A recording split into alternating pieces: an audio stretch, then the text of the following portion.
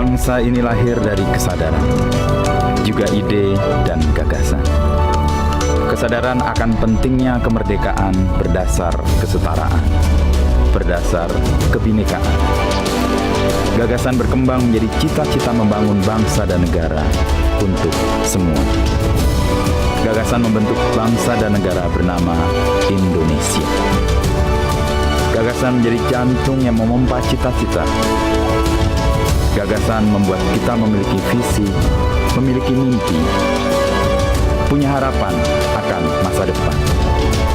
Gagasan menjadi intisari berdirinya bangsa dan arah langkahnya kaki-kaki. Dan inilah Gagas RI.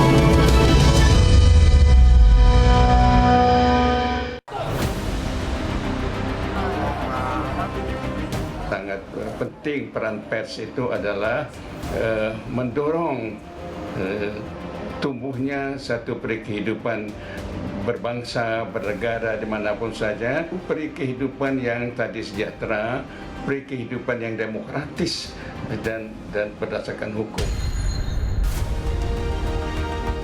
Ya, kalau pemerintah sudah jelas, pemerintah itu merupakan bagian dari komunitas internasional, ya, sehingga dia dapat berperan dalam mempengaruhi, menentukan bagaimana cara persoalan global ini.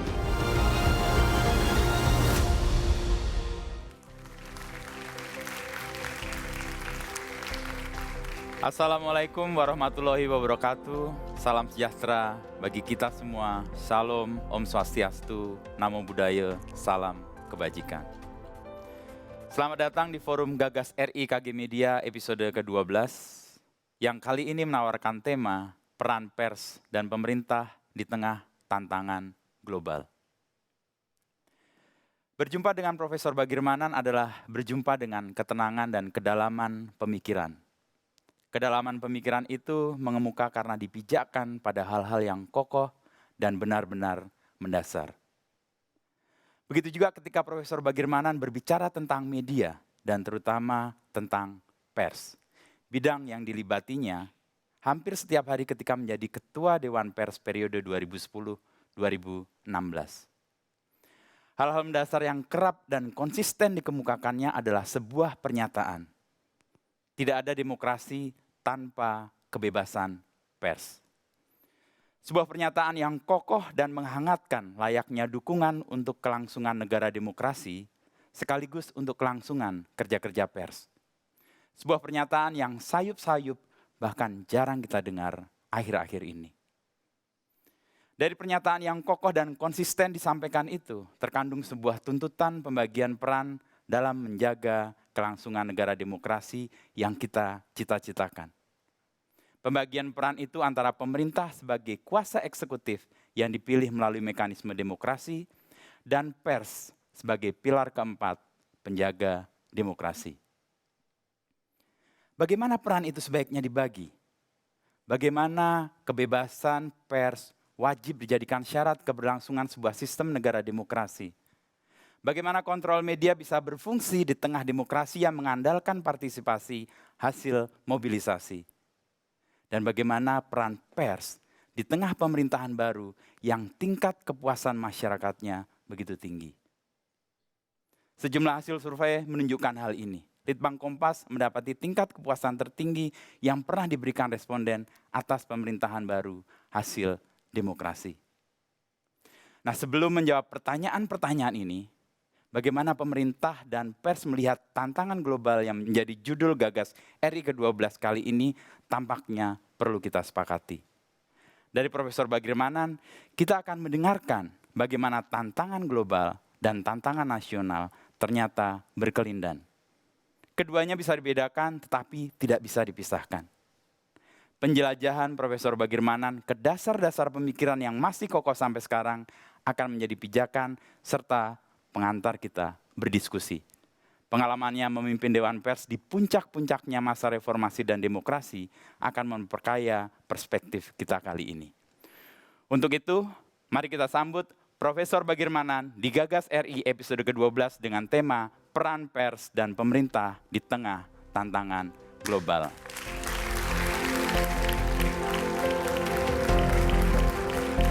Prof. Terima kasih. Saya ingin menyampaikan catatan kecil dengan harapan nanti para yang lebih menguasai dapat memberikan kepada kita semuanya pemikiran-pemikiran yang baik mengenai bagaimana semestinya peran pemerintah dan peran pers dalam menghadapi tantangan global. Saudara-saudara sekalian,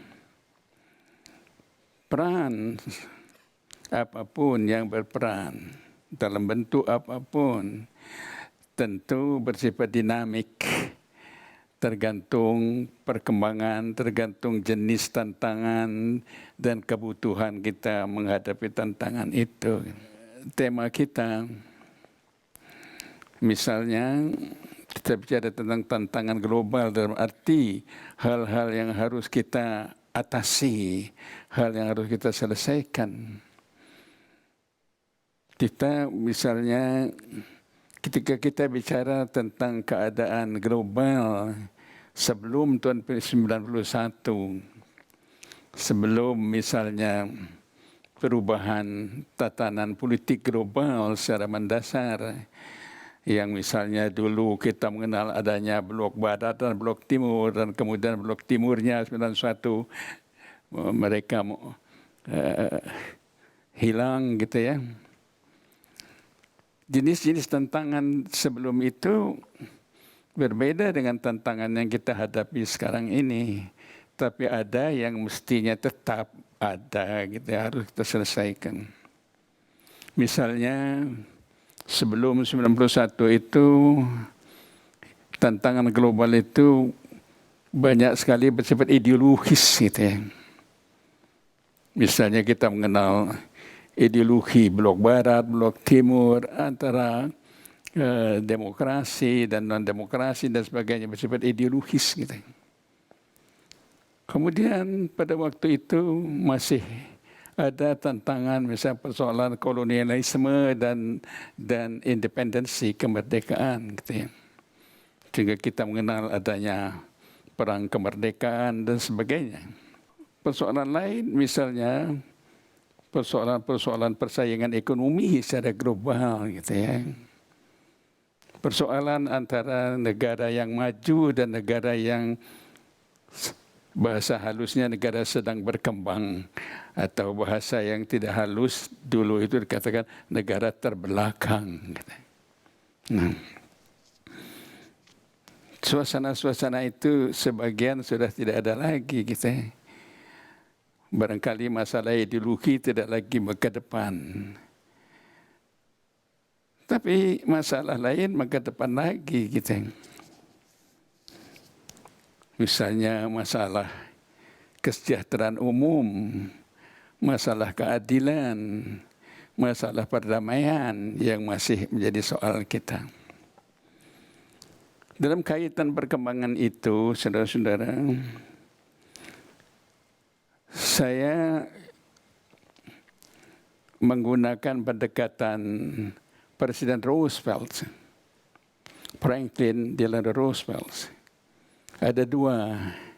Yang pertama, pidato beliau di depan Kongres Amerika pada tanggal 1 Januari tahun 1944. Roosevelt mengatakan ada dua hal yang dihadapi dunia sekarang ini, maksudnya tahun 1944 itu, yaitu pertama, problem ekonomi, economic security. Yang kedua, masalah independence. Sebagaimana kita ketahui, tahun 1944 sudah mendekati berakhirnya Perang Dunia Kedua dengan segala kemiskinan yang terjadi. Beliau mengatakan bahwa masalah ini kita hadapi. Mengapa masalah ekonomi itu menjadi sangat mengedepan menurut analisa beliau pada waktu itu? Karena tidak ada satu individu yang benar-benar merdeka, yang benar bebas, freedom, Kalau dia miskin, tidak punya pekerjaan, pengangguran. Orang yang miskin, the poor, dan orang yang tidak punya pekerjaan, itu tidak mungkin merdeka. Jadi itu tantangan itu. Bahkan dikatakan lebih lanjut, orang miskin atau masyarakat yang miskin, masyarakat yang tidak ada kerjaan itu mudah sekali menjadi alat, menjadi santapan atau menjadi bahan bagi berkembangnya sistem kediktatoran, dictatorship. Nah, yang kedua soal independence, soal kemerdekaan yang berkaitan dengan pada saat itu masih merajalelanya soal perjuangan kemerdekaan. Tapi saya ingin menambahkan aspek kedua dari Roosevelt, yaitu ajarannya yang lain yang terkenal dengan ajaran for freedom, 4 kebebasan, ya, sangat terkenal itu bagi mereka yang belajar ilmu politik. For freedom, antara lain selain freedom of religion, freedom of opinion, freedom of press, juga freedom from want. Bebas dari segala kesengsaraan, dari kemiskinan, ya economic security itu. Tapi saya dalam konteks sekarang abad 21 ini, setelah lebih 80 tahun pidato beliau, saya ingin meskipun menggunakan perspektif beliau, tapi saya ingin melihat dalam perspektif yang lain. Ketika saya bicara tentang economic security, atau dalam doktrinnya yang lain yaitu freedom from want, tidak lagi semata-mata the stomach cannot wait, tidak lagi soal perut gitu ya. Ya. Kemerdekaan, kebebasan itu tidak sekedar hanya karena orang cukup pangan, cukup sandang, cukup pangan. Tapi sesuai dengan perkembangan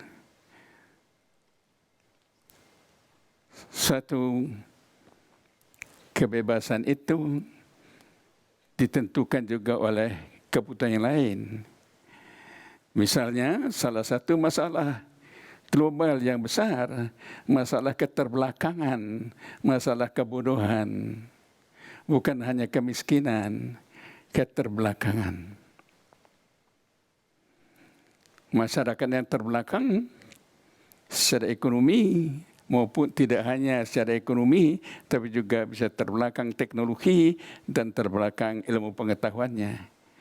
Menurut saya ini bersifat abadi sampai sekarang masih merupakan tantangan dunia.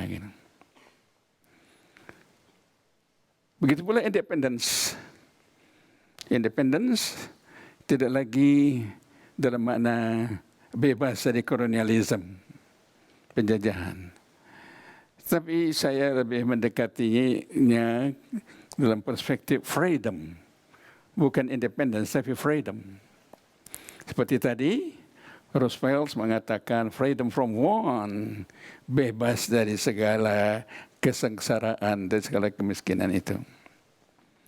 Dan hal ini dapat kita kaitkan dengan ajarannya Abraham Lincoln mengenai pemerintahan demokrasi.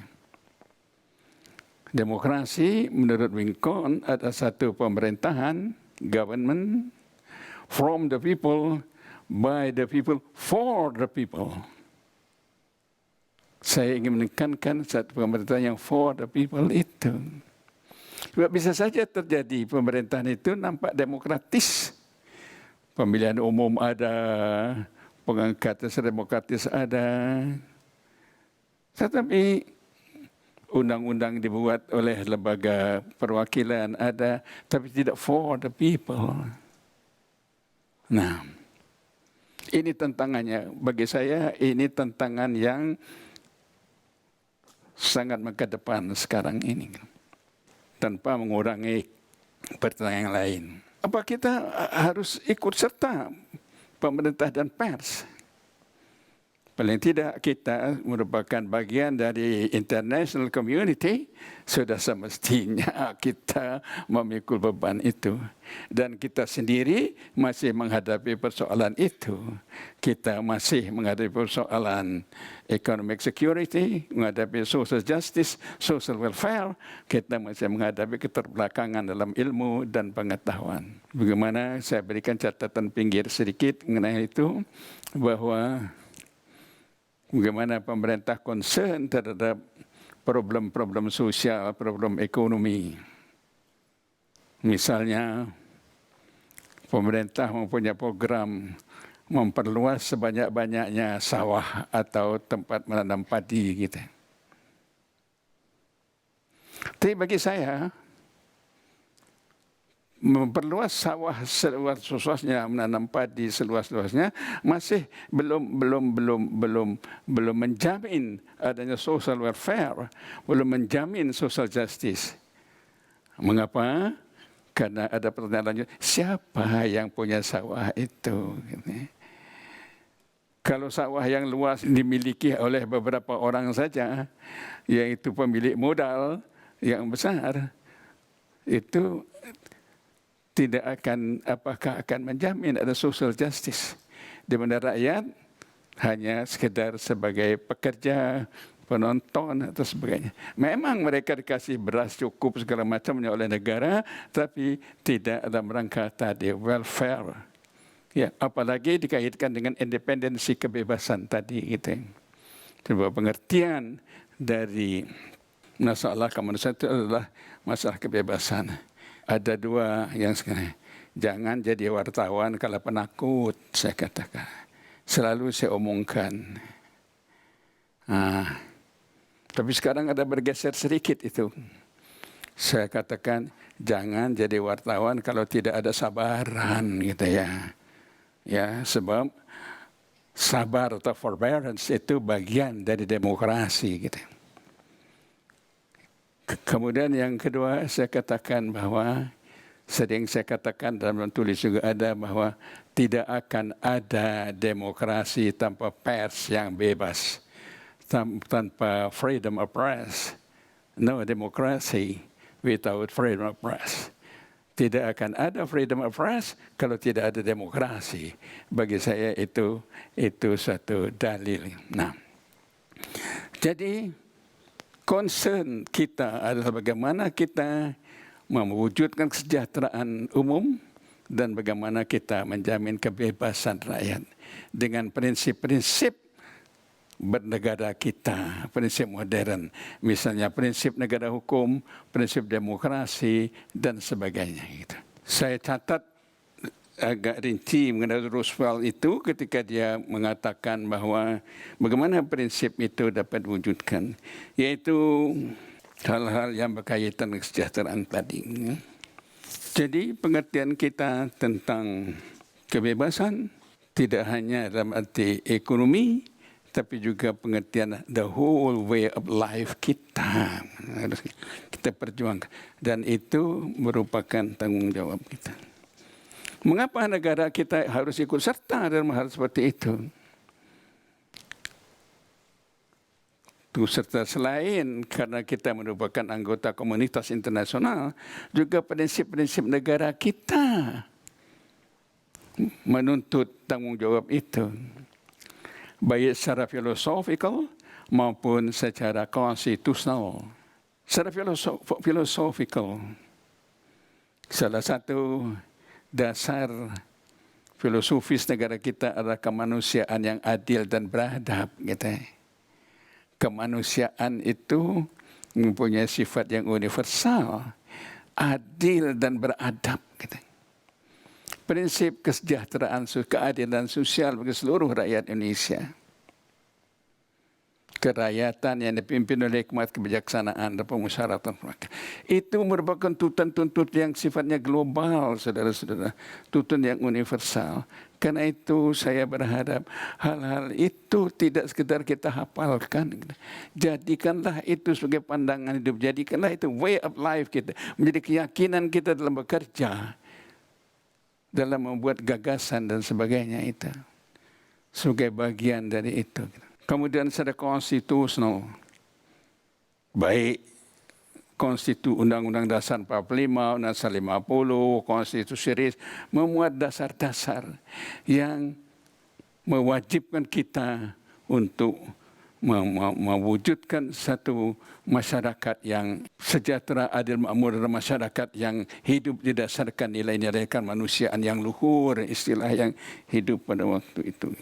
Jadi bagi kita, turut serta dalam upaya mewujudkan kesejahteraan dunia adalah selain dia merupakan bagian dari pekerjaan nasional kita untuk mewujudkan bangsa kita sejahtera, dia juga merupakan dasar kita bernegara. Meskipun kita mempunyai dasar-dasar filosofikal yang bagus, dasar-dasar konstitusional yang bagus, dunia mengakui semua tatanan itu tidak sempurna. Tatanan itu ada kekurangannya. Saya ambil contoh dari satu buku yang sekarang oleh Kompas diterbitkan dalam bahasa Indonesia itu, yaitu yang tulis oleh Levitsky dan Ziblatt. Dan dalam judul aslinya adalah How Democracies Die. Dia katakan undang-undang dasar itu memang tidak lengkap. Tetapi harus dibangun satu tatanan kehidupan yang beradab gitu. Dia katakan bahwa ada dua prinsip yang harus melengkapi kekurangan-kekurangan itu. Prinsip tolerance, demokrasi, negara hukum tidak akan jalan kalau tidak ada toleransi.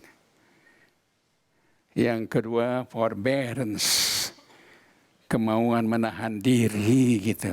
Kemudian di konsep lain ditambahkan bahwa yang juga mendunia, yaitu General Principle of Good Administration atau General Principle of Proper Administration. Itu harus kita kembangkan. Sebab kalau kita menjadikan itu way of life, kita akan dapat memberikan sumbangan kepada kehidupan dunia ini secara keseluruhan. Gitu ya. Karena itu merupakan tuntutan kemanusiaan yang bersifat global. Gitu ya. Memang kita harus mengakui bahwa kita merupakan bagian dari hal itu.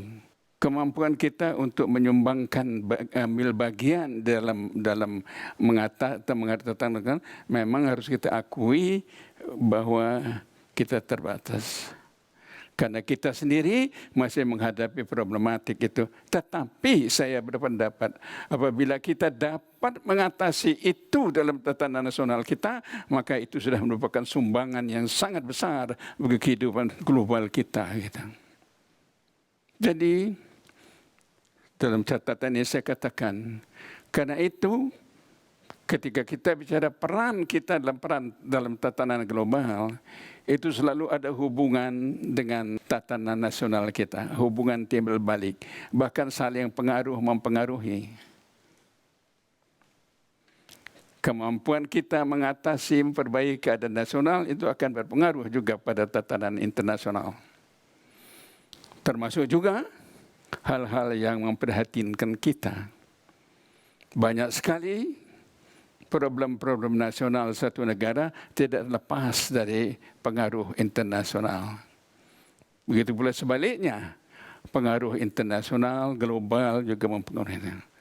Misalnya hari-hari ini kita digelisahkan oleh berbagai statement yang misalnya mengatakan bahwa rakyat Palestina di Gaza itu harus kita pergikan semuanya gitu ya. Kita pindahkan negara lain gitu ya. Bahkan ada negara lain yang sudah merdeka beratus-ratus tahun dikatakan sebaiknya jadi negara bagian kita aja gitu. Itu menimbulkan problem-problem nasional yang harus dihadapi bersama. Tapi dengan ukuran-ukuran tadi, maka kita dapat mempunyai sikap yang tegas. Ketika kita menolak sesuatu persoalan internasional, kita menolaknya berdasarkan prinsip-prinsip yang tegas, bukan hanya karena ikut-ikutan itu. Sekarang bagaimana pers kita? Pers itu apa yang dapat dikerjakan pers itu ya? pers sebagai peranata sosial, ke social institutions. Gitu. Apakah pers mempunyai fungsi publik atau tidak? Gitu. Yang sehingga dia bisa terjun dalam memberikan sumbangan upaya-upaya menghadapi, memecahkan atau menjamin tatanan global itu. Secara tradisional, semua Anda ini mengetahui fungsi pers adalah fungsi berita misalnya, atau fungsi informasi. Kemudian berkembang sesuai dengan tatanan kehidupan masyarakat kita yang demokratis, pers diberi fungsi kontrol.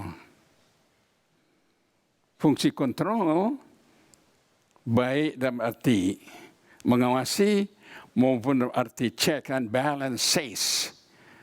Pers harus mendapat melakukan peran check and balances dengan kekuasaan yang ada. Ya, kita harus perkuat itu. Hal itu supaya kita bisa mempunyai peran yang baik. Tapi di atas itu yang sudah berjalan, tapi saya rumuskan di sini adalah pers harus menjadi sumber dan tempat bagi gagasan-gagasan. Sekarang sudah berjalan. Sebetulnya itu kita bicara adanya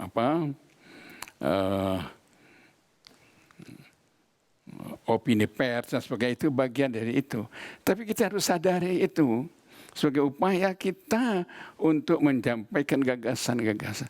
Baik gagasan-gagasan buat pembaharuan atau perubahan, maupun gagasan-gagasan untuk mempertahankan sistem yang ada yang kita anggap mesti kita bangun.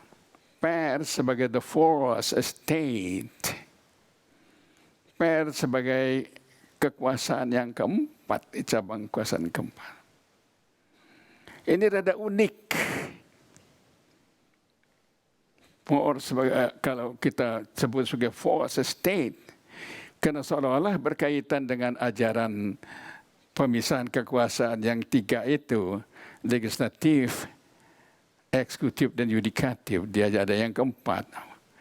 Kalau begitu dia bagian dari organisasi negara. Pers bukan bagian dari organisasi negara. Mengapa kemudian diterima pers sebagai fourth estate? Dan terutama fungsinya itu adalah fungsi untuk membuat imbangan-imbangan, melakukan pengawasan-pengawasan. Karena kembali pada hukum besi, baik pada tingkat nasional kekuasaan, Montesquieu mengatakan menggunakan istilah greedy. Kekuasaan itu mempunyai kecenderungan untuk selalu dirasakan kenikmatannya gitu ya, sehingga kita fly dengan kekuasaan itu. Sehingga dengan kita sadar betul bahwa kita sebagai the fourth estate, kita mempunyai satu tugas publik yang besar, termasuk tugas internasional itu. Itulah saudara-saudara catatan kecil saya yang saya mengerti.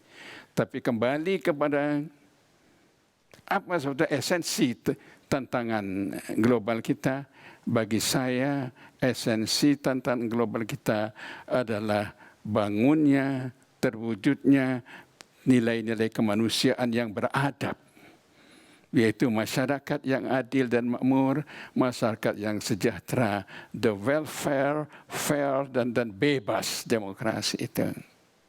Terima kasih. Itu saja yang dapat saya sampaikan.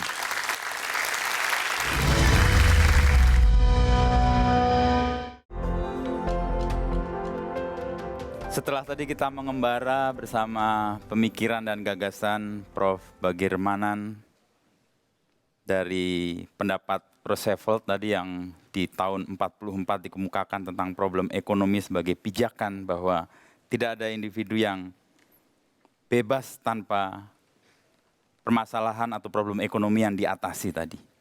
Lalu kita juga dibawa terbang bersama Profesor Bagirmanan untuk melihat 4 kebebasan. Dan yang paling pokok dari kebebasan itu adalah kebebasan atau bebas dari kesengsaraan, yang tadi menjadi rangkaian juga pokok pertama yang disampaikan.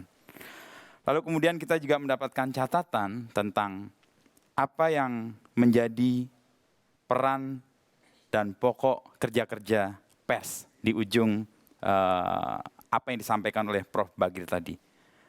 Fungsi pers yang tadi ditekankan memberikan informasi, lalu memberikan kontrol, checks and balances, serta sumber bagi lahirnya gagasan-gagasan, baik baru maupun gagasan yang perlu dipertahankan.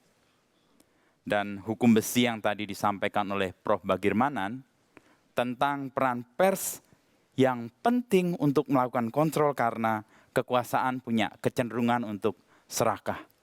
Dan proses menjadikan pers sebagai lembaga yang punya independensi dan kemampuan untuk melakukan kontrol atas apa yang sedang dilakukan oleh kekuasaan menjadi peran-peran yang akan membawa nilai-nilai kemanusiaan menuju keadilan dan keberadaban.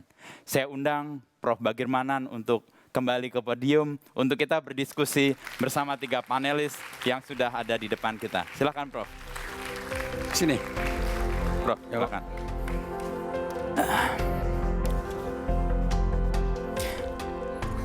Ya. Untuk memperkaya diskusi kita, tiba saatnya kita akan mengundang 3 panelis yang sudah hadir di sini. Kita akan dengar gagasannya, juga pertanyaannya atau memperdalam diskusi terkait dengan yang disampaikan, gagasan pokok-pokok yang sangat mendasar dari Prof. Bagir tadi. Saya akan memperkenalkan 3 panelis kita. Pertama adalah Mbak Adita Irawati, juru bicara Kantor Komunikasi Kepresidenan, yang pasti punya relasi yang cukup intens, baik dengan pemerintah maupun pers. Yang kedua ada Ibu Nini Rahayu, Ketua Dewan Pers 2022 dan sampai sekarang. Karena pergulatannya di pers akhir-akhir ini mungkin juga akan memperkaya dan juga mungkin akan memperdalam apa yang disampaikan tadi Prof. Bagir. Dan yang terakhir Mas Gun-Gun Herianto, pakar komunikasi politik, yang setiap hari mengamati bagaimana kinerja pemerintah atau pernyataan pemerintah dan bagaimana pers memberitakan itu. 3 panelis ini akan memperkaya diskusi kita. Saya akan memberi kesempatan kepada Mbak Adita Irawati untuk merespon apa yang tadi disampaikan Prof. Bagir dan kemudian kita berdiskusi. Silakan Mbak Adita. Baik, terima kasih Mas Inu. Assalamualaikum warahmatullahi wabarakatuh. Waalaikumsalam. Salam sejahtera untuk kita semuanya. Om Swastiastu, Namo Buddhaya, dan salam kebajikan. Prof. Bagirmanan, terima kasih banyak atas pencerahan yang telah diberikan. Tadi kalau istilahnya Mas Inu, kita dibawa terbang ya. Dibawa terbang ke atas dan untuk kemudian kita melihat lagi dari atas dengan helikopter view, untuk kemudian kita betul-betul melihat apakah apa yang di bumi ini juga sejalan dengan apa yang kita lihat dari atas tadi. Jadi gagasan dari Prof. Bagirmanan bagi kami ini menjadi juga semacam pengingat bagi kami sebagai wakil pemerintah untuk juga kembali lagi dalam gagasan terkait dengan apa sebenarnya tujuan kita bernegara dan bagaimana kita bernegara ini bisa kita... Dekat sana. Ini telinganya udah nggak jalan. Udah duduk aja, saya yang dekat. Baik, Prof. Iya. Oke. Yuk, silakan. Baik. Jadi begitu Prof, saya melihat bahwa ini kami diingatkan oleh Prof. Bagir ya, terkait dengan, saya boleh ikut berdiri kalau begitu ya Prof, masa saya duduk sendiri? Boleh ya Mas? Boleh, dengan supaya senang jadi hati, Mbak kita Adita, lebih ya. berdiskusi di sini. Jadi kami diingatkan Prof, tadi Prof mengatakan bahwa apa yang menjadi gagasan Prof soal tantangan global itu adalah bagaimana Indonesia, negara kita ini bisa freedom dari yang paling mendasar adalah keterbelakangan, kemiskinan. Keterbelakangan tadi, itu kata kuncinya Prof. Apa yang Prof sampaikan tadi, sebenarnya saya lagi teringat apa yang menjadi penegasan dari pemerintahan saat ini khususnya Prof. Karena kami selalu diminta untuk fokus kembali kepada tujuan bernegara yang tadi sangat sejalan dengan yang Prof sampaikan terkait dengan adil dan beradab, kesejahteraan rakyat. Kita ingat Prof, tujuan nasional bernegara kita ini kan sesuai amanah dalam Undang-Undang Dasar 1945 adalah memajukan kesejahteraan umum, mencerdaskan kehidupan bangsa, melaksanakan ketertiban dunia berdasarkan kemerdekaan, perdamaian abadi, dan keadilan sosial. Jadi memang kata kuncinya dalam bernegara ini kita selalu harus ingat tujuannya. Dan tujuan tadi selaras sekali dengan apa yang sudah Prof sampaikan. Jadi saya rasa ini kami diingatkan kembali bahwa tantangan ini memang benar, Mas Wisnu, berkelindan dengan global dan nasional. Tetapi bahwa kita harus fokus kepada apa yang menjadi tujuan nasional kita. Di situ, Prof. Nah, dalam konteks itu, pemerintah yang menjalankan roda pemerintahan negara ini tentu tidak bisa bekerja sendiri. Kita ada 3 pilar plus 1 lagi yang tadi kita selalu sebut-sebut adalah pers. Gitu ya, Bro. Bicara hubungan antara pers dengan pemerintah dalam konteks kita untuk bisa bersama-sama menjalankan tujuan negara, saya rasa saya punya satu semacam analogi.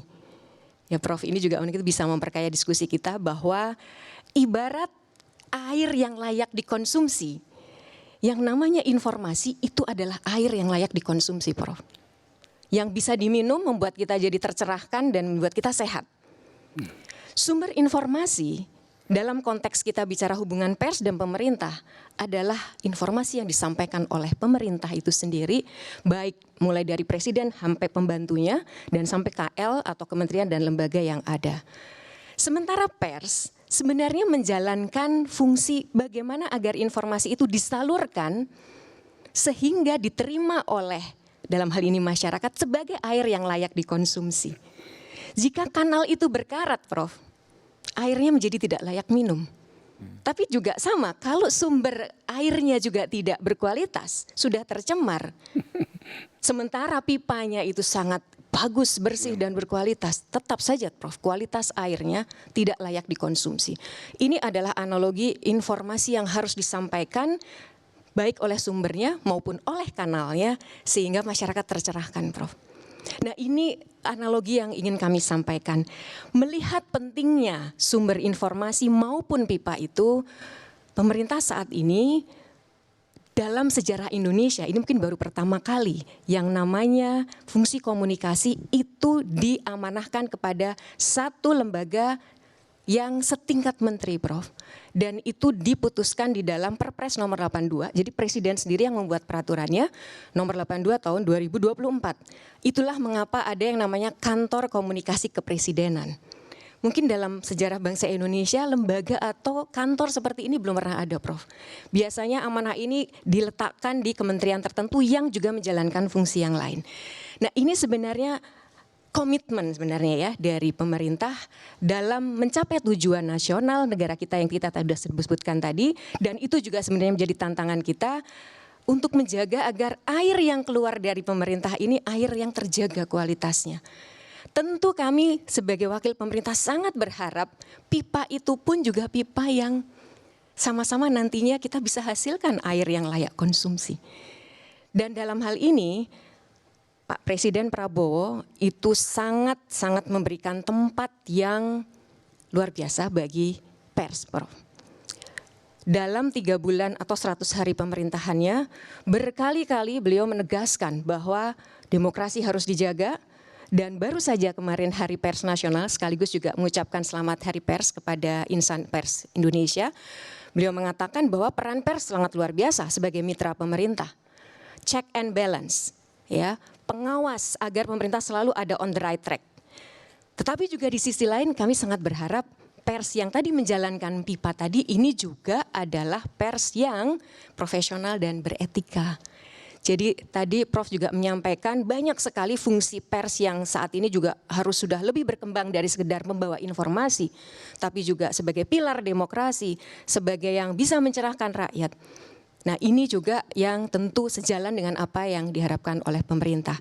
Masalahnya, tantangan sekali lagi tantangan global, Prof, adalah sekarang kita dihadapkan pada tatanan teknologi yang terkadang itu bisa menimbulkan potensi DFK, disinformasi, fitnah dan kebencian. Media sosial dengan platform-platformnya, dengan algoritma-algoritmanya, terkadang memang membuat literasi masyarakat makin tidak baik dan mereka akhirnya juga tidak bisa murni mendapatkan informasi yang sebenarnya fungsi pers ini jauh lebih bagus melaksanakannya, Prof.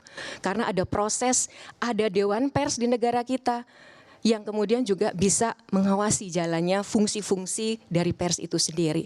Nah, ini juga tantangan global menurut saya, Prof, yang mungkin nanti bisa kita elaborate lagi, bagaimana kemajuan teknologi itu di satu sisi sebenarnya menjadi tantangan luar biasa bagi pers Indonesia. Tadi Pak Tri sudah menyampaikan bahwa pers kita tidak baik-baik saja, salah satunya karena tantangan itu. Dan ini ketergantungan kita kepada dunia internasional karena platform itu datang dari berbagai platform internasional, Prof. Yang kita akhirnya ketergantungannya sangat tinggi dan masyarakat dengan literasi yang mungkin masih belum cukup optimal membuat mereka terkadang jauh lebih percaya kepada informasi di saluran itu dibandingkan dengan pers yang sebenarnya punya proses yang jauh lebih kredibel. Jadi sekali lagi kami sebenarnya melihat tantangannya memang sangat luar biasa, kompleks, tetapi bahwa pemerintah sangat mendudukkan peran pers itu sangat penting, dan kami sendiri di kantor komunikasi kepresidenan itu justru ada 6 juru bicara itu yang didedikasikan sebenarnya untuk pers. Dalam konteks ini adalah media-media yang saat ini termasuk Kompas TV ini.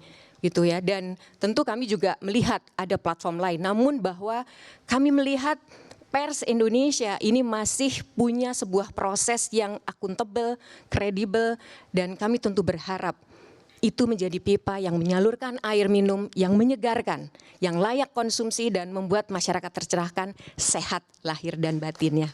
Demikian, Prof.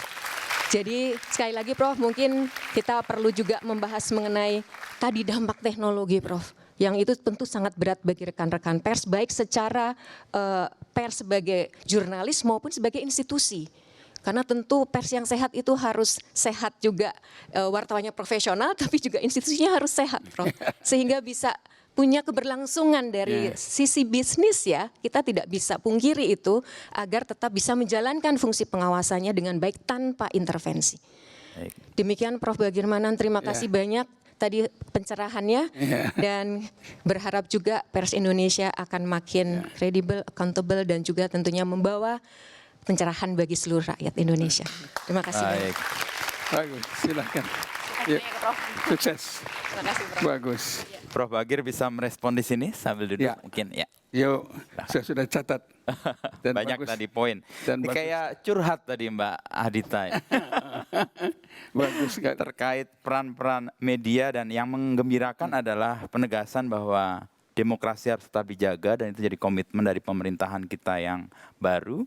Dan tadi analogi yang menarik, Prof, tentang sumber informasi antara air dari sumber dan pipa yang menyalurkan tadi. Ini dua fungsi yang kemudian membawa pesan itu ke masyarakat. Kalau sumbernya tidak kredibel atau tidak jernih, ditambah pipanya berkarat, itu akan tambah rusak.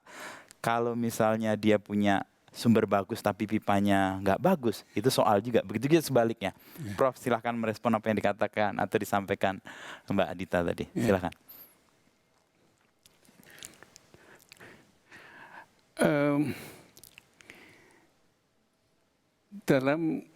Kalau kita lihat dalam perspektif global, sejauh mana kita dapat berpengaruh terhadap tantangan-tantangan global itu. Kita akan berpengaruh kalau kita dianggap mempunyai kualitas untuk mempengaruhi itu. Tadi tema pokok saya adalah tantangan yang paling mendasar, tentang kemanusiaan yang paling mendasar menurut saya adalah bagaimana kita membangun satu masyarakat yang sejahtera, masyarakat yang adil makmur, masyarakat yang di mana ada keadilan dan sebagainya. Dan ketika saya mengatakan bahwa masyarakat yang sejahtera, adil, makmur itu tidak hanya cukup pangan, cukup rumah. Saya gunakan istilah memang tidak cukup Kalau kita bersemboyan, the storm cannot wait, semua hanya sekedar untuk isi perut saja. Tapi untuk dapat hidup secara layak, seperti tadi kita penguasaan teknologi, penguasaan ilmu pengetahuan, itu harus yang kita artikan tentang kemajuan gitu ya. Itu yang kita artikan bahwa kesejahteraan, kemakmuran itu harus itu gitu. Bagaimana peran pers? Pers dalam satu perspektif yang Anda katakan sebagai sumber informasi, sumber untuk menyampaikan informasi. Tadi ada bahasa yang kira-kira bahwa ini semacam informasi yang sulit gitu ya dapat dipahami dengan baik. Dalam tatanan kita ingin hidup sebagai manusia yang beradab, unsur fairness and openness sangat penting. Ya, unsur kita selalu terbuka, unsur selalu kita itu jujur gitu dalam mengelola kehidupan bersama gitu ya. Itu apalagi di pemerintah. Pemerintah harus menjadi sumber keterangan yang benar. Saya kadang-kadang bingung mendengar keterangan dari yang resmi. Misalnya begini, sudah jelas bahwa anggaran IKN itu dibekukan, di stop gitu. Tapi ada keterangan mengatakan meskipun di stop, tapi pembangunan jalan terus. Saya sebagai orang, dari mana duitnya? Orang di stop kok bisa dibangun pakai apa gitu? Dengan kerja paksa gitu. jadi bias gitu ya. Itu merupakan hal. Nah, sikap-sikap terbuka itu justru akan membangun kepercayaan. Percayalah, sikap-sikap kejujuran itulah yang akan membangun kepercayaan kita. Kita bisa membangun kepercayaan berdasarkan keterangan-keterangan yang macam-macam. Itu percayalah sementara itu. Tidak akan abadi gitu. Pada waktunya mereka akan mengatakan, oh ya. Saya ambil contoh, nggak enak gitu ya, tapi saya katakan. Misalnya soal kita minggu-minggu lain menghadapi gas, itu tidak akan terjadi kalau prinsip-prinsip menjalankan pemerintahan yang baik, ya, good administration atau bahuluk bestur orang Belanda mengatakan itu tidak akan terjadi karena sejak awal sadar ini kemungkinannya begitu, tidak akan sampai 5 kilometer orang ngantri, bahkan pulang ngantri terus harus diantar ke kuburan gitu ya. Jadi prinsip kehati-hatian, carefulness atau verzorgings, haid dan bahasa Belandanya itu harus tidak apa-apa agak lambat sedikit tapi tertib gitu loh, itu semuanya itu jangan terburu-buru gitu dalam segala hal itu, tapi ya tentu tidak terburu-buru melambat-lambatkannya gitu ya, kita kerjakan dengan baik. Percayalah, kita memang membutuhkan pembaharuan internal kita banyak ya, dan kesediaan untuk diperbaharui itu yang penting. Penyakit kita kan tidak bersedia diperbaharui, kira-kira gitulah. Ya. Terima kasih Prof. Bagir. Tepuk tangan buat Prof. Bagir untuk merespon apa yang dikatakan Mbak Adita tadi tentang pentingnya keterbukaan, kejujuran dan keadilan sebagai pijakan kepercayaan yang dapat lebih stabil ya. Sekarang saya mengundang Ibu Nini Rahayu, Ketua Dewan Pers 2022 sampai sekarang untuk menyampaikan, mendekat ke Prof. Bagir sekarang. Iya boleh. Yuk. Wah ini jadi yuk nih. Seru ini. Yang mendekat. Baik, Assalamualaikum warahmatullahi wabarakatuh. Waalaikumsalam. Salam sejahtera untuk kita semua. Pertama tentu saya terima kasih kepada Kompas sudah mengundang Dewan Pers untuk ikut dalam acara Gagas RI ini. Yang kedua, saya juga terima kasih kepada Prof. Bagir Manan yang memberikan insight yang sangat luas ya tentang bagaimana Indonesia sebetulnya ingin menghadapi tantangan global. Ada beberapa kata kunci yang beliau sampaikan. Yang pertama adalah kita harus patuh pada tujuan nasional. Dan tujuan nasional kalau mau diperes gitu ya dari pembukaan Undang-Undang Dasar itu hanya 2 sebetulnya. Masyarakat Indonesia itu butuh rasa aman dan sejahtera, itu saja. Kalau rasa aman dan sejahtera itu bisa diwujudkan, maka kepercayaan publik pada tata kelola pemerintahan ini akan juga terwujud. Nah, pertanyaannya adalah kepada Prof. Bakir nih, dengan tingginya tantangan yang tadi disampaikan kepada kita semua, bangsa Indonesia, seberapa kuat daya ketahanan nasional dalam menghadapi tantangan global sekaligus nasional yang saat ini wajahnya itu adalah masih cukup besar wajah kemiskinan, wajah rendahnya kondisi kesejahteraan sosial masyarakat, bahkan benih-benih konflik sosial itu masih ada. Seberapa kuat ketahanan nasional kita dalam menghadapi situasi ini?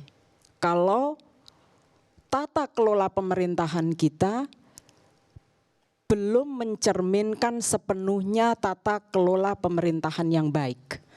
Tata kelola pemerintahan yang baik itu mensyaratkan transparansi. Media itu tidak perlu diundang, tapi buka aksesnya seluas-luasnya. Jangan dihalangi, jangan ditutupi, dan jangan dimanipulasi hanya dengan rilis. Biarkan kawan-kawan media yang ingin melakukan investigasi diterima, jangan ditolak, apalagi segmented. Hanya media-media tertentu yang diterima, yang lainnya enggak. Dipersulit permintaan datanya. Reform bisa terjadi kalau para pemangku kepentingan di tingkat pusat bisa memberikan contoh dan kemudian bisa diikuti oleh local government reformnya. Jadi ini penting sekali. Pertama, transparansi. Seberapa besar transparansi yang sudah dibuka oleh para pemangku kepentingan dalam menyajikan informasi dan data yang dibutuhkan oleh kawan-kawan jurnalis yang fungsinya bukan hanya memberikan pengetahuan, bukan hanya memberikan pemahaman, tapi memberdayakan intelektual publik dalam melakukan kontrol sosial. Apakah para pemangku kepentingan masih menunjukkan jalan menuju mencapai kesejahteraan dan keamanan? Itu yang pertama. Soal transparansi. Yang kedua adalah soal partisipasi. Apakah kita bisa membaca partisipasi kita itu masih dalam bentuk partisipasi prosedural? Belum pada hakikat kita mengajak masyarakat untuk berpartisipasi dalam semua aspek pembangunan. Kita tahu bahwa ada perbedaan kondisi dan situasi masyarakat di wilayah Indonesia bagian tengah, Indonesia bagian timur, dan mereka yang berada di wilayah Indonesia bagian barat. Seberapa banyak daya dan upaya yang sudah diberikan kepada mereka pada golongan masyarakat ekonomi lemah, mereka yang berada di Indonesia di kepulauan terluar, terpinggirkan, ya, dan mereka yang disabilitas, kelompok perempuan yang dalam semua data memperlihatkan mengalami diskriminasi dalam berbagai bentuk, bahkan kekerasan. Yang ketiga adalah kalau berpijak pada teori tata kelola pemerintahan yang baik, yang tadi juga sudah disebutkan oleh Prof. Bakir Mahanan. Saya senang sekali karena berkali-kali Prof. Bakir menyampaikan jujur atau integritas. Soal integritas ini saya kira saya senang Bapak Presiden Prabowo dalam berbagai kesempatan yang terakhir minggu yang lalu ya juga menyampaikan hal yang sama. Soal integritas, ayo dimulai kan gitu. Nah ini lagi-lagi seberapa kuat daya ketahanan nasional kita dihadapkan pada tata kelola pemerintahan yang masih sangat terbatas dalam mewujudkan transparansi, partisipasi, dan akuntabilitas. Nah, yang kedua soal pers, Prof. Kita ini kan lagi, kalau dulu kita berhadapan dari masa ke masa antara lain hegemoni kekuasaan, oligarki. Seakan-akan kita sudah tidak lagi membicarakan itu karena kita dihadapkan pada soal digital. Yang saya dan kawan-kawan khawatirkan sekarang ini adalah ketika era digitalisasi mengancam pers, terutama dalam konteks mewujudkan rasa keadilan. Ini kan sekarang lagi umum, Prof. No viral, no justice. Lah kok hukum dihadapkan pada tekanan, dan tekanan publik itu diakomodasi dalam bentuk media sosial dan platform. Dan ini akan sangat mudah dipolitisasi, ya, akan sangat mudah penegakan hukum kita menjadi ada dalam titik yang sangat lemah karena sangat kemudian dipengaruhi oleh hal-hal yang terkait dengan tekanan-tekanan publik. Penegak hukum baru bergerak kalau ada rame di media gitu, baru bergerak. Dari sisi aspek kebutuhan masyarakat, ini sungguh jauh dari rasa keadilan. Karena rasa keadilan tidak bisa bertumpu pada tekanan publik. Ini kerja-kerja profesional lembaga penegak hukum menjadi tantangan besar dalam melihat daya efektivitas platform. Yang kedua, sesungguhnya Dewan Pers dalam berbagai riset yang dilakukan menemukan tantangan baru yang cukup signifikan terhadap pers kita, yaitu semakin tingginya kebutuhan teknologi buatan. Meskipun ya ini sangat efektif, tetap harus kita harus akomodatif dalam fungsi-fungsi kerja pers kita. Tetapi persoalannya, Prof, pentingnya dukungan yang cukup kuat dari pemerintah agar yang namanya media sosial, platform yang begitu banyak yang sangat penting bagi kehidupan pers ini tidak serta-merta ikut mengganggu literasi-literasi yang diberikan oleh pers kita yang profesional. Karena di satu sisi pers sudah bekerja keras, berpegang pada kode etik jurnalistik. Nah, si media sosial ini tidak punya kode etik, Prof. Ya. Dia seenaknya nyebar, kalau yang begini jangan disebar dong. Bikin dong desain algoritma yang tidak bisa menyebarkan hal-hal yang bisa merusak generasi muda kita, gitu ya. Nah, ini saya kira peran pemerintah menjadi sangat penting untuk mendukung agar ada kesiapan membuat pembatasan-pembatasan kepada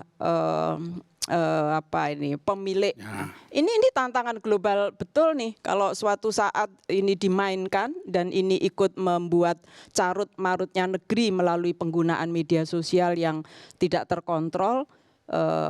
Pers berusaha sekuat tenaga mengontrol, tapi kalau penyebaran informasi-informasi yang misinformasi, disinformasi, malinformasi terus dilakukan, tentu ini akan menjadi tujuan kita tidak tercapai untuk kesejahteraan dan keamanan. Nah, mohon Pak Prof memberikan kiat-kiat jitu barangkali ya buat kita semua gitu ya, termasuk bagaimana kiat-kiatnya menghadapi media kita yang dari aspek ekonomi iklannya banyak diberikan ke platform bukan ke pers, Prof.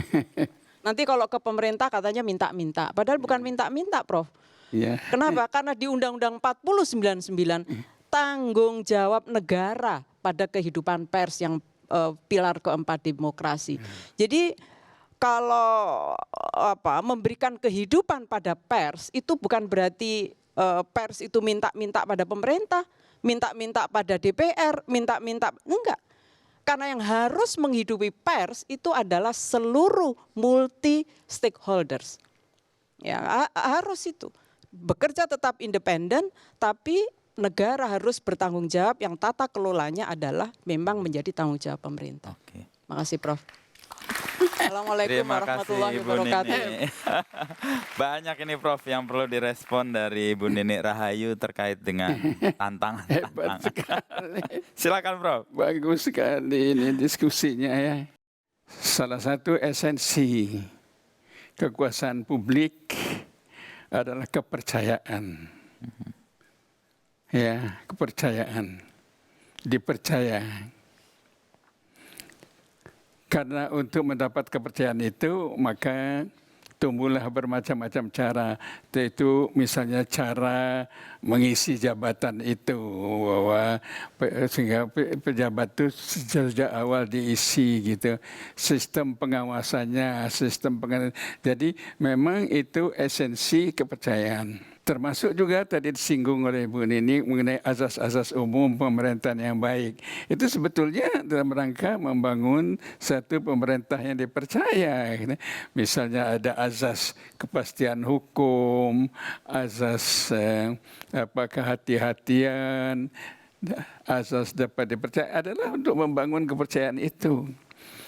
Karena satu pemerintah yang dipercaya itu akan memudahkan dia menjalankan pemerintahannya dan memudahkan mendapat ketaatan dari mereka yang diperintah. Itu dasarnya.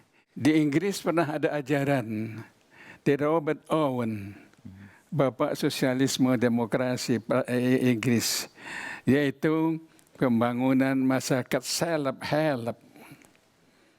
Masyarakat yang kemudian diambil alih oleh Bung Hatta, yang kita baca dalam buku beliau Demokrasi Kita yang berawal dari pidato beliau di UI tahun 57, itu self-help. Artinya kita membangun masyarakat itu adalah untuk bisa mandiri gitu. Saya sendiri menambahkan, apa penting mandiri itu? Isi di mandiri itu membangun harga diri gitu. Bukan sekedar self standar, bukan hanya berdiri sendiri, tidak perlu, tapi mempunyai harga diri gitu. Demokrasi membutuhkan rakyat yang mempunyai harga diri.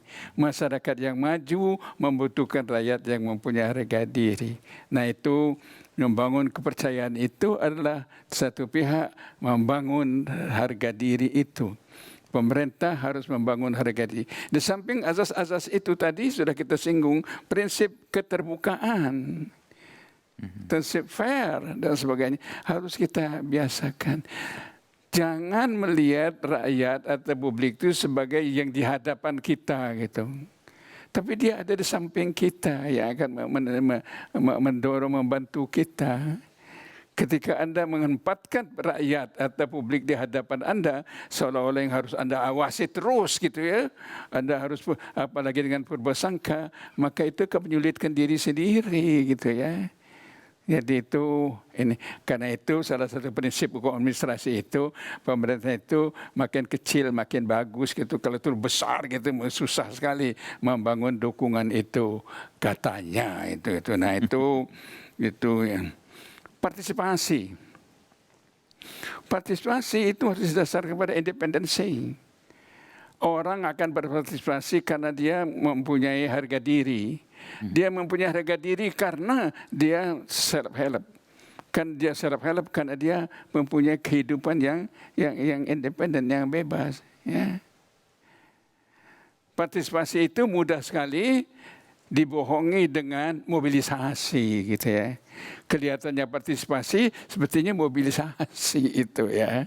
Dengan bermacam-macam omongan yang macam-macam gitu. Termasuk barangkali menakut-nakuti gitu ya. Nah itu kalau kita harus membangun partisipasi, maka bangunlah tatanan kehidupan yang dapat dipercaya, kebangunan yang penuh kejujuran itu tadi gitu ya. Tanggung jawab. Levitsky Ziblatt dalam buku yang tadi saya katakan, apa ciri dari satu tatanan kediktatoran itu? Salah satu cirian kediktatoran adalah korupsi. Dalam masyarakat atau kekuasaan yang penuh korupsi itu mesti pemerintahan yang otoriter, akan menuju otoriter. Jadi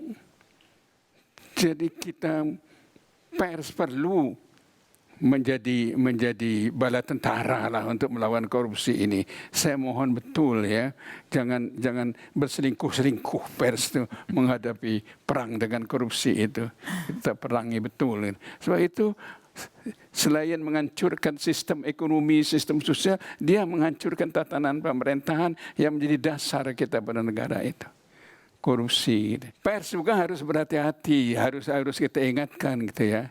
Memang salah satu buah dari reformasi kita adalah kita mendapat jaminan kebebasan gitu. Kebebasan, kita bebas. Tapi Bung Hatta mengajarkan kepada kita, bebas itu bebas yang bertanggung jawab lah, ya. Bukan bebas ya. Nah, salah satu bentuk bebas yang bertanggung jawab itu dia harus dapat membatasi dirinya, unsur forbearance, ya, dan dia harus unsur sabar untuk membatasi dirinya. Dia dapat menentukan, oh ini layak dikeluarkan, ini enggak, atau belum, ini belum. Tetapi jangan pula sengaja menyembunyikan sesuatu yang semestinya diperlukan diketahui oleh rakyat. Nah itu kejujuran itu. Jadi ini prinsip-prinsip ini harus kita bangun. Di samping kita membangun keluar, pers itu kita harus membangun diri kita sendiri. Karena itu pendidikan pers dan sebagainya selain pendidikan formal itu perlu kita teruskan ya. Enggak apa-apa saya bilang, bukan sombong. Saya aktivis mahasiswa. Ya. Saya raja demonstran. Salah satu. Ya. Dulu itu kok kegiatan banyak sekali, bebas sekali gitu. Oh, itu ya ada memang kegiatan itu yang bagus, ada yang enggak, tapi ya biar bebas kan berkembang kan sendiri. Sekarang kok mati semua gitu ya. Yang namanya ikatan jurnalistik, ikatan macam entah kemana sekarang ini ya.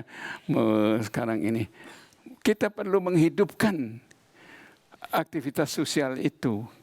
Sebab itu merupakan sumber menemukan kebenaran gitu. Saya ingin sekali hal itu. Sebab paling tidak saya merasakan kenikmatan sebagai aktivis mahasiswa itu ya. Terima kasih.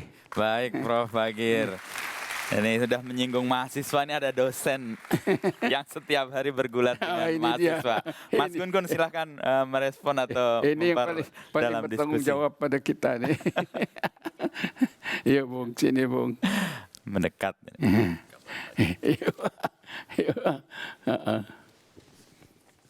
Assalamualaikum warahmatullahi wabarakatuh. Waalaikumsalam. Prof. Bagir yang saya hormati, salam sejahtera untuk kita semua. Salam Om Swastiastu, Namo Buddhaya, salam kebajikan. Prof. Bagir tadi banyak hal yang bagi saya menarik ya. Terutama yang terakhir bahwa berbeda memang antara partisipasi itu basisnya tentu kesadaran. Kalau mobilisasi kerap kali ujungnya itu adalah perilaku kolektif. Dan ini tentu tidak sehat. Kenapa? Karena kesadaran seringkali dimarginalisasi. Nah, untuk hal itu saya ingin menggali tentu lebih mendalam. Karena begini, pers itu salah satu yang harus tentu, saya bersetuju tadi dengan banyak paparan Prof. Bagir. Pers itu harus hadir, membangun, salah satunya adalah ruang publik ya. Ruang publik yang tentu lebih cerdas. Kenapa? Karena rasio yang berpihak pada kepentingan emansipatoris itu menjadi hal yang substantif. Oleh karena itu Prof. Bagir banyak sekali hal yang bisa mereduksikan terutama dalam realitas politik hari ini. Kita bisa melihat misalnya bagaimana demokrasi terutama dalam konteks praktik itu tidak kemudian menumbuh suburkan kesadaran warga sehingga kemudian berpartisipasi baik konvensional maupun non-konvensional dengan ajak, tetapi justru kerap kali terjebak pada hal-hal prosedural dan instrumental, dan itu kemudian tidak menyehatkan ya cara berpikir, kemudian cara bertindak, Apalagi kalau payung besarnya yang namanya hukum itu kemudian menjadi mainan sesaat. Nah ini tentu menjadi catatan penting bagi saya Prof. Bagir. Contoh misalnya, kalau kita bicara soal pers dalam konteks demokrasi, tentu mungkin semua yang hadir di sini bersepakat bahwa pers adalah elemen penting dalam infrastruktur politik ya Prof. Bagir. Ya. Selain partai politik, tentu juga ada media, ada kelompok penekan, kelompok kepentingan, dan tentu ya banyak opinion maker atau opinion leader yang juga tentu harus bertanggung jawab Mas Inu ya. Kalau kita dengar tadi Prof. Bagir misalnya bicara soal salah satu yang kemudian harus berperan menjaga ini adalah pers. Sementara kalau kita lihat Prof. Bagir ada satu dinamika yang kerap kali memprihatinkan. Harusnya kan jurnalis itu bekerja dengan basis kerja jurnalistiknya. Jurnalis berbeda dengan propagandis. Tetapi dalam realitas politik kekinian banyak godaan untuk kemudian justru jurnalis terjebak pada pola-pola propagandis. Nah, ragam peristiwa kita bisa lihat terutama kalau kita lihat ini mungkin terdampak Prof. Bagir ya, Ya. Mas Inu, dari hubungan-hubungan politik ya. Kan kita bisa lihat partai politik di satu sisi lebih bersifat oligarki, sementara market structure itu lebih bersifat oligopoli. Nah, ini kemudian di tengah bertemu satu fenomena yang mungkin kita bisa katakan rawan sekali, yaitu masyarakat yang kerap kali tidak tercerahkan Prof. Bagir. Contoh ya, banyak riset menunjukkan satu yang paling dominan berpengaruh pada proses produksi reproduksi informasi itu adalah tingkatan-tingkatan pengaruh di dalam media. Mungkin risetnya Pamela Schumacher ya itu menunjukkan ada individu, ada media rutin, ada organisasi, ada ekstra media, dan tentu ada ideologi. Nah tetapi riset menunjukkan banyak faktor kuat yang berpengaruh itu adalah organisasi. Nah di situ ada ownership. Nah kalau kita bicara hal itu Prof. Bagir, kita tidak bisa menafikan tadi persandingan antara di satu sisi market yang oligopolistik di media, sementara tatanan politik terutama di partai yang highly fragmented multi-party system. Ya kan? Nah itu kemudian ada seringkali terjebak partai yang kemudian terfragmentasi sedemikian rupa dengan kepemilikan media yang terhubung dengan partai politik. Nah ini kan problem yang mendasar bagi kerja pers. Karena di satu titik ketika hubungan politik lebih dominan, ada keinginan untuk menjadikan kerja pers berubah bukan kerja jurnalistik, tetapi menjadi kerja propagandis. Nah mungkin Prof. Bagir bisa kasih insight bagaimana mengurai realitas kita hari ini, realitas demokrasi di satu sisi yang butuh pers, tetapi bagaimana juga mengelola pers yang kemudian jauh lebih berorientasi pada menyuburkan kesadaran partisipatoris, bukan mobilisasi. Itu yang pertama Prof. Bagir. Kemudian yang kedua begini, salah satu yang kemudian fenomena real di Indonesia hari ini, tadi Prof. Bagir sudah menggarisbawahi, kehidupan beradab itu butuh sikap toleran. Selain itu, juga tentu kemauan untuk menahan diri. Ya. Betul ya. Dan ini adalah hal yang paling susah dilakukan. Kenapa?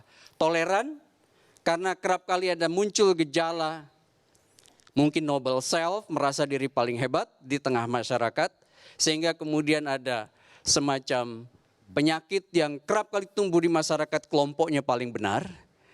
Pada saat realitas politik kemudian menjadi ajang pertempuran, nah hal-hal seperti itu kerap kali dieksploitasi. Contohnya misalnya perilaku memilih kita, yang salah satunya kerap kali dikasih treatment dengan basis sosiologis seperti salah satunya adalah isu suku, agama, ras, dan antar golongan. Dan hal itu kan realitas yang kita lihat sehari-hari dalam kontestasi elektoral kita. Di sisi lain, tentu kita melihat bahwa ada kegamangan juga dari partai politik yang seharusnya mengkanalisasi konflik yang pemilu itu kan konflik yang realistis sebetulnya kalau pendekatan sosiologi konflik dari Lewis Coser. Nah, artinya konflik yang bisa diselesaikan pada saat peristiwanya sudah selesai. Nah, masalahnya adalah keinginan untuk mengkapitalisasi isu sara itu kerap kali hadir. Pers harusnya kemudian menjadi suar bagi nilai-nilai keadaban, salah satunya dengan nilai toleran atau sikap toleran dan inklusif tadi.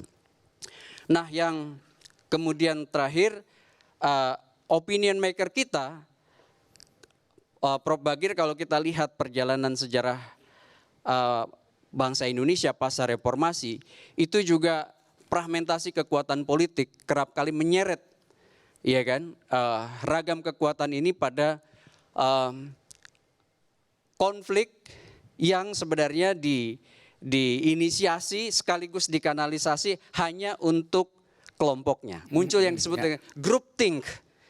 Ya, fenomena groupthink kalau pakai Irving Janis. Jadi batasan afiliatif yang kuat pada sosok figur, pada sosok tokoh di kelompoknya. Nah, hal ini kemudian menyebabkan satu fenomena yang lazim ketika kelompoknya itu kemudian berkuasa, maka akan ada cara untuk saling menutupi kekuasaannya.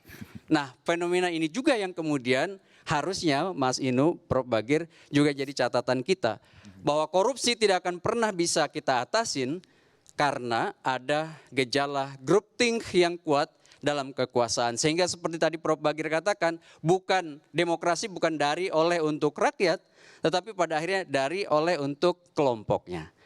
Fenomena ini mungkin bisa dikomentari lebih dalam oleh Prof. Bagir. Terima kasih. Assalamualaikum warahmatullahi wabarakatuh. Waalaikumsalam, Mas Gun-Gun ini. Sudah. Silahkan Prof, kalau mau duduk silahkan Prof. Sudah lebih dari cukup keterangannya. Tapi begini, salah satu yang saya anggap, saya umum dulu, mundur ke bahasa mundurlah gitu. Peranan intelektual kita. Saya berpendapat peranan intelektual kita tidak mengkedepan gitu ya. Ya memang mungkin ahli teknologi ada, tapi di intelektual gitu ya. Sikap. Saya dalam beberapa tulisan kalau tidak salah, salah satu tuntutan saya pada pers, pada wartawan, dalam makna profesional itu selain menjunjung tinggi etik, menjunjung tinggi keahlian intelektual, ya, yang hanya berpihak pada kebenaran, gitu, ya, yang didasarkan pada ilmu pengetahuan. Saya pikir kita juga perlu menggarap kembali peri kehidupan, termasuk di kampus, ya. Diskusi-diskusi intelektual di kampus itu kok sekarang mati gitu ya. Ya mati gitu. Itu ini yang umum gitu ya. Kemudian benar yang Anda katakan bahwa ini sebetulnya bersumber dari tatanan politik yang kita bangun gitu ya. Kita bangun. Saya ambil contoh. Mohon maaf kalau nggak enak didengar. Saya dalam tulisan saya satu buku mengenai tata negara atau mengenai perubahan undang-undang dasar atau hak asasi manusia, buku saya bicara tentang bagaimana semestinya sistem pemerintahan Indonesia itu. Tatanan undang-undang dasar kita menghendaki sistem tatanan pemerintahan yang bersifat second kabinet misalnya gitu ya, terdiri dari orang-orang yang ahli dan mempunyai kapasitas itu. Sistemnya begitu, sistem dasarnya itu. Dan saya senang sekali ketika kampanye pemilihan presiden kemarin itu berulang-ulang pada calon bicara tentang second. Second, dalam sistemnya adalah artinya the expertise gitu ya. Tapi apa yang terjadi sekarang gitu ya, lebih banyak merupakan satu kumpulan dukungan-dukungan yang kurang, tanpa mengurangi mereka yang ahli yang ada dalamnya, yang malah jadi hilang karena akibat dari pendekatan yang seperti itu gitu. Nah itu barangkali kita perlu memperhatikan, dan pers berperan untuk menumbuhkan kehidupan intelektual ini gitu. Sebab kehidupan intelektual itu akan mengoreksi berbagai-bagai cara yang tadi tidak layak itu gitu, karena bertentangan dengan tuntutan peradaban yang benar gitu. Itu salah satu contoh gitu ya.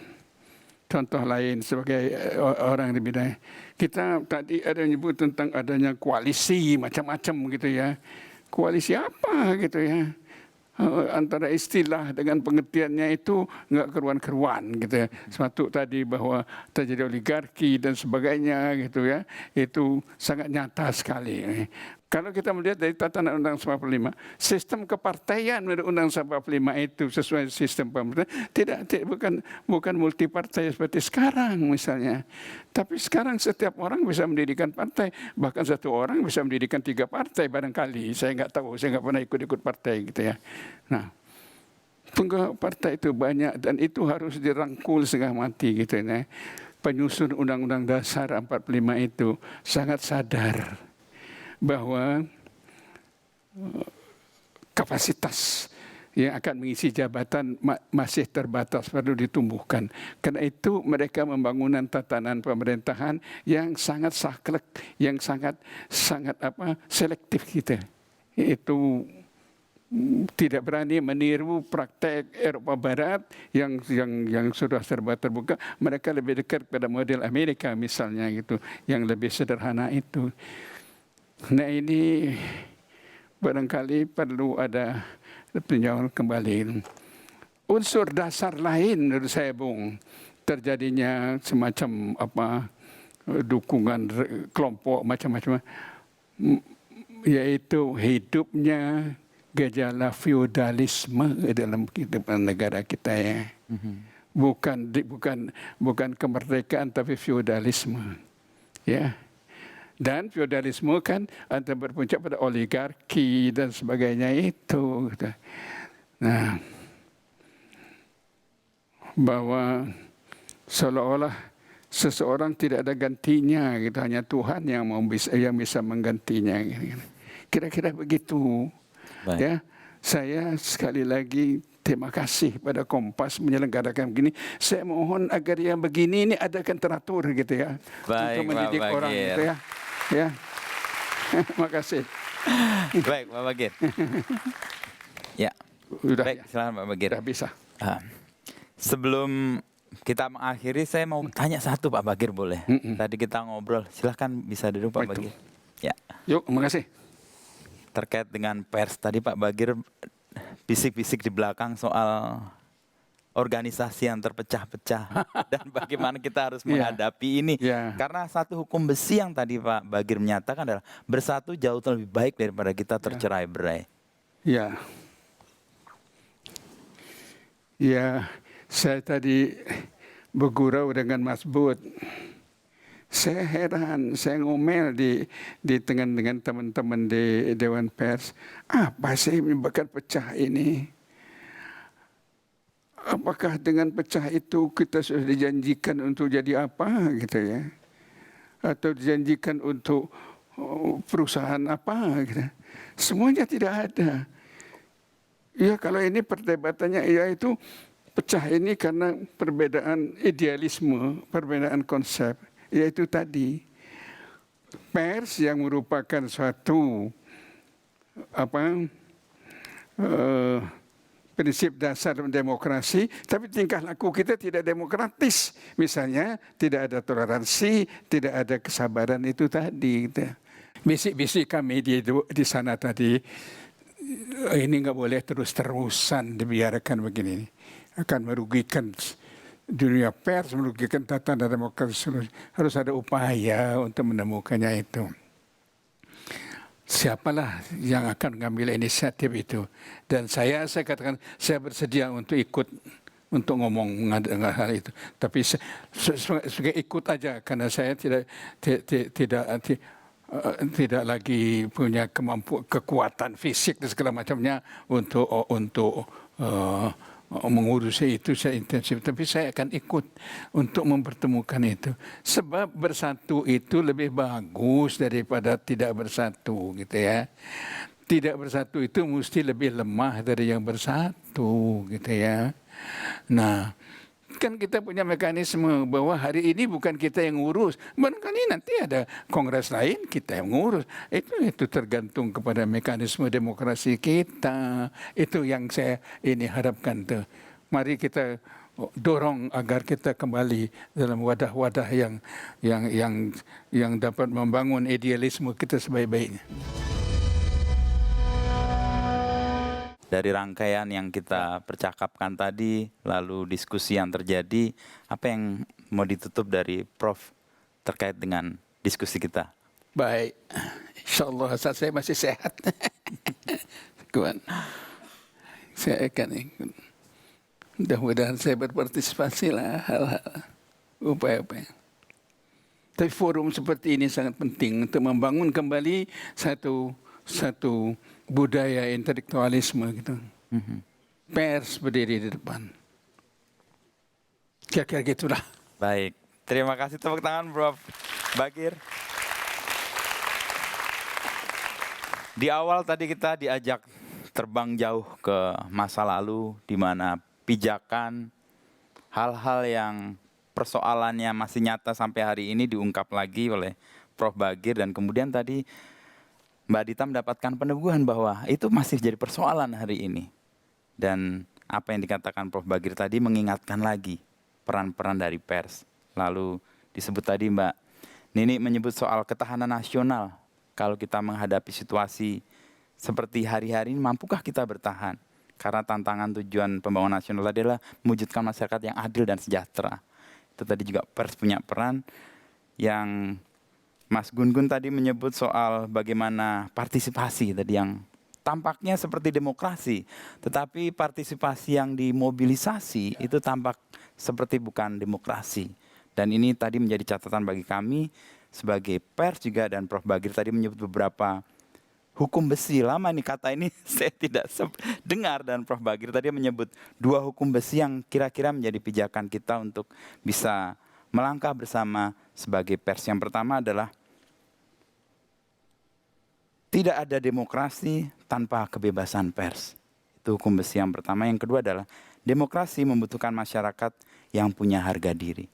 Dan pers dalam konteks ini tadi Prof Bagir menegaskan punya peran tidak hanya mengontrol ke dalam tetapi juga ke luar dalam konteks untuk mewujudkan perannya sebagai pilar keempat demokrasi.